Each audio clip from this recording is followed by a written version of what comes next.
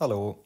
Procreate und ein paar nützliche Gesten. Also nicht die üblichen Zoom und so weiter und Doppeltap, sondern hat was auch ein Quick-Menü zum tun. Man hat ja hier auf dieser Seite diesen Action-Button.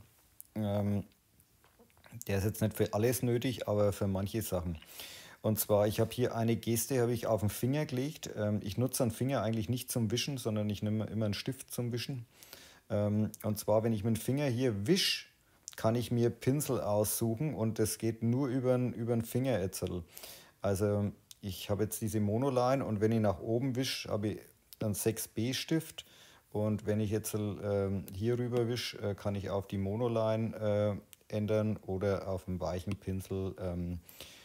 Diese Menüs kann man ja so einstellen, wie man möchte. Ich zeige das hier nochmal. Und zwar, wenn ich hier drauf drücke, kann ich hier neue Quick-Menüs anlegen und dann dementsprechend diese Buttons hier belegen. Und das ist eigentlich die schnellste Art, irgendwie einen Pinsel zu wechseln, indem dass man dann seine Lieblingspinsel in solche Quick-Menüs legt. Ja. Ähm, Das ist hier das Quick-Menü, kann man so dementsprechend hier einstellen über die Gestensteuerung, ähm, dass dieses Quick-Menü hier jetzt beim Berühren erscheint. Und allgemein kann man die Einstellungen so machen, dass man Touch-Aktionen deaktiviert. Ähm, Dementsprechend funktioniert es dann auch. Alles andere funktioniert normal. Also wenn ich länger drauf bleibe, geht die Pipette an und so weiter und so fort. Dann wären wir beim nächsten Punkt. Und zwar diese Pipette, da muss man ja länger drücken und dann kann man da drauf gehen und dann wechselt sie die Farbe. Das kann man auch schneller machen, indem dass man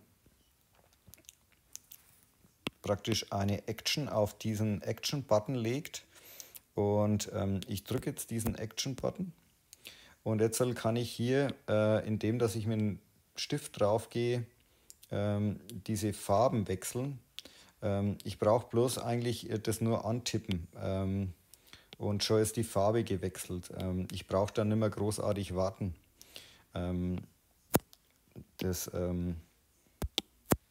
wie gesagt, ist einfach nur Action drücken und Farben wechseln.